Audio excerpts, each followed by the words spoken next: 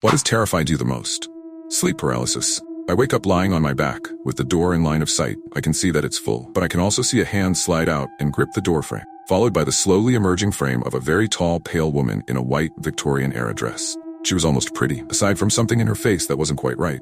I couldn't tell you what it was, but I remember being uneasy about it. Probably about 15 minutes, she just stood there, talking to herself. I wasn't able to make out anything she said, but that's when the panic set in. I realized I couldn't move or speak, couldn't look away, and had no idea what was happening. Then she stopped, looked me in the eye, and smiled, and the corners of her mouth pulled back to her ears. She approached and slowly opened her mouth so wide, her chin was touching where I'd estimate the bottom of her ribcage sat. It wasn't long before I could smell her rotten breath, and she began to crawl on top of me. The entire time, she was letting out this awful, multi-toned moan that sounded like 5 voices at once. I could feel her weight resting on my chest. Couldn't breathe or scream as she inched closer. She put my entire head in her mouth, and I fully woke up when all I could see was darkness.